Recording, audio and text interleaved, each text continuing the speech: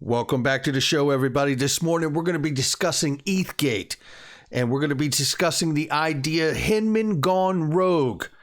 Somebody roll that beautiful intro.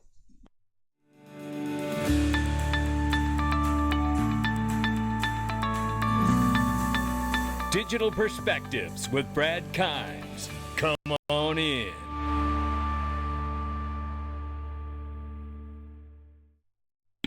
Welcome back to the show, everybody. You can follow me on Twitter at Dig Perspectives at the top of the screen. And make sure you follow us on TikTok at Digital Perspectives, no spaces, growing quickly over there. Right now, $1.744 trillion market cap for crypto. It's bleeding heavily. We're off by 1.2%, but we're off by a lot, 3 trillion being the high for the market cap.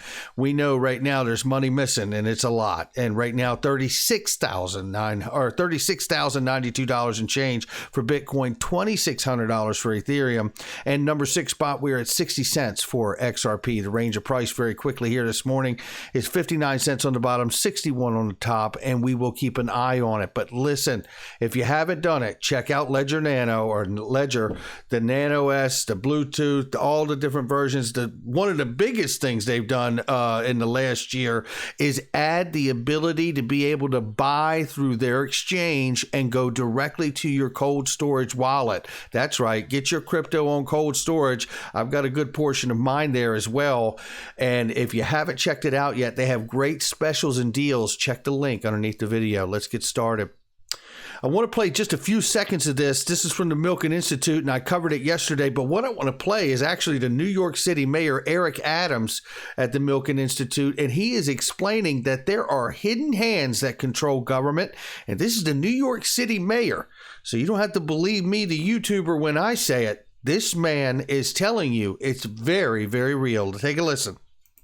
And there's a hidden hand in our government, the unelected decision makers, because as you dismantle the current way of doing title insurance and other things, as you dismantle that, you're going to be dismantling those industries that are eating off of this. So what he's talking about is democratizing the title industry for houses and cars and things of that nature. But what he's speaking in the macro sense is about how blockchain, fintech, and crypto are going to democratize finance as well as the medical industry, title, and all of these things. And you have the people in the industry now that are eating off of the way the framework works in the system. And they don't want to see this new technology come in because it breaks up what they have been able to build or monopolize upon, right? Now, how does that bring us to this? This brings us to ETHgate. And the reason it brings us to ETHgate is because I've been talking with a few anonymous friends, and we're kicking around a theory of the Hinman gone rogue theory, okay? And this idea is really based upon the recent FOIA request that was pulled by Stuart Young, shout out to him, and brought on by Procoin News. And what I want to do is take you through some things with this new perspective, because I believe if there's any credence to this theory whatsoever, it is going to allow us to apply pressure in a way to get answers that we've never been able to do before, I believe. So this is the timeline. I'm not going to go through it, but you can see it on John Deaton's page. Go to Crypto Law US as well. But I want to take you to this right here because this is Nancy Wujcitas, and I want her to tell you exactly the mindset at the time just after the Hinman speech. Listen here. It's just a few short clips, and then we're going to move forward. Take a listen. Regulator at the SEC. Sure, yeah. There is no obligation. Right. What they've done is they are creating regulation by enforcement. And the speech from Hinman, which said, come to us and talk to us. Well, you know what? We had this conversation with the new crypto czar at the SEC, Valerie, and there's a panic, thank you. I can never say her name. And so I asked her, I said, do you plan on issuing any policy guidelines for us? I said, we can't be regulated by speeches and isolated enforcement actions. And she responded, she said, well, you know, I'm not so sure you want the guideposts at this point, picking up on Adam's point, but maybe isolated issues, you know, like custody of crypto, but we really want the technologists to come to us with a solution. We can't develop that. And I said, but you've stopped innovation here. I said, I don't know how many entrepreneurs that I've told go offshore.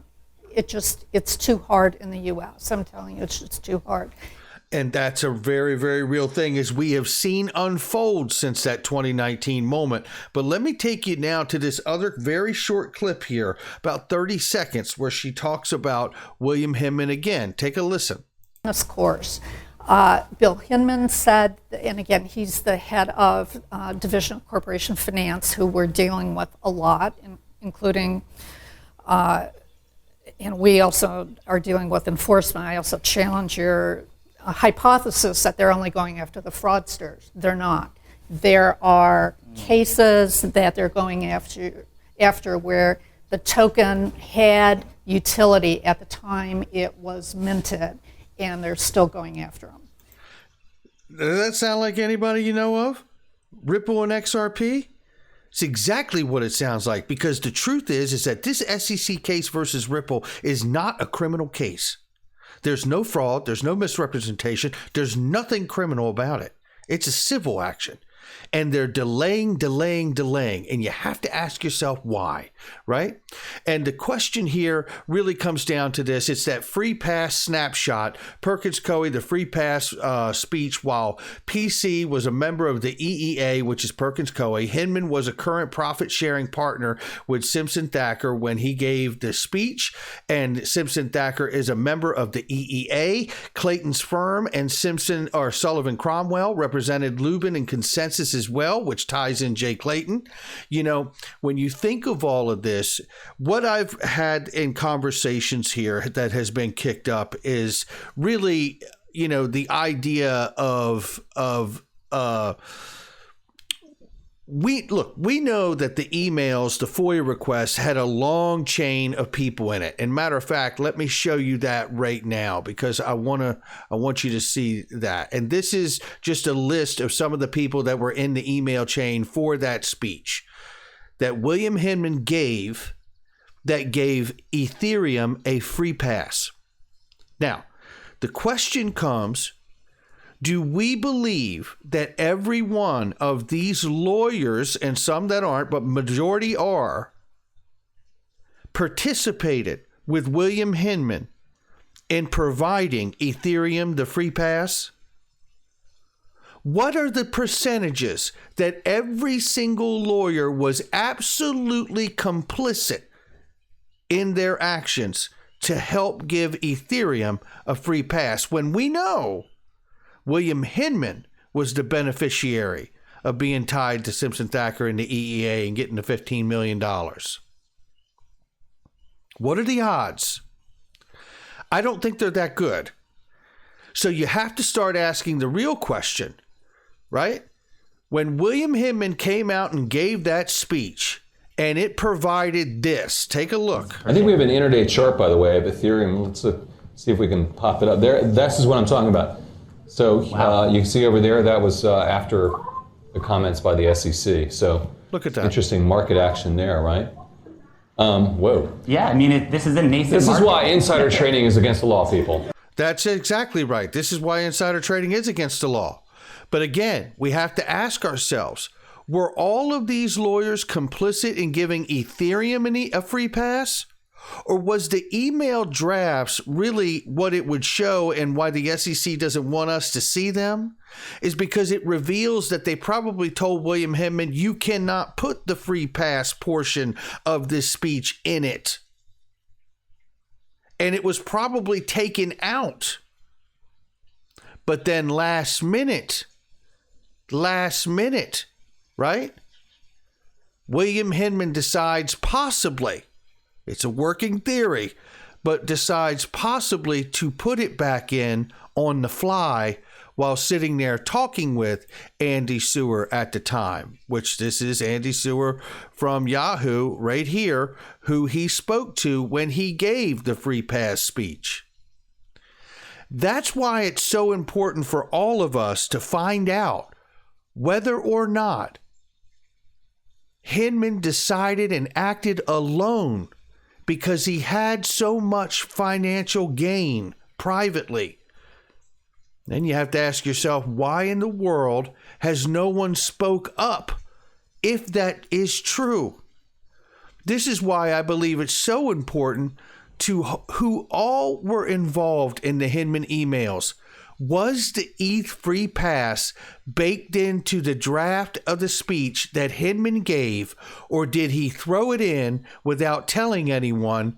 Because we also know it was Raquel Fox at the SEC at the time who told him he was in a conflict of interest because of his connections before coming to the SEC. Now, what's interesting about that is that in this email thread, you have many other lawyers in here that probably were aware of the same thing. Do you think that they would risk their reputation, their career, to participate in that, knowing that they don't have the financial gain that William Hinman does? This is why I believe it's so important for all of us to, if you want to go to John or James Rule's page here, and you can pull up, here the ethics division email, and email the ethics division to the SEC and the different companies that these lawyers have gone on to professionally, respectfully, and courteously ask what happened.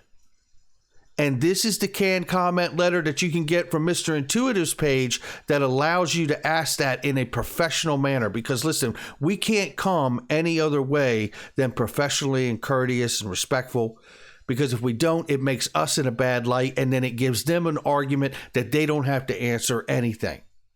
When the reality is I think there's a great deal of pressure that can be applied, because if these people were not complicit in that and they're aware that it was not supposed to be in the speech, and in fact Hinman put it in there, I don't think it would take much pressure to apply to get one of these people to simply tell the truth. It's a working theory, Hinman going rogue. I don't know if it is actually the way it happened, but I think there's enough here for us to apply pressure to the other participants in this email chain for that speech, for someone to just simply tell the truth. That's going to do it for me. Make sure you hit the like and subscribe. Leave a comment below. Not financial advice from me or anyone else. That's going to do it for me. I'll catch you on the next one.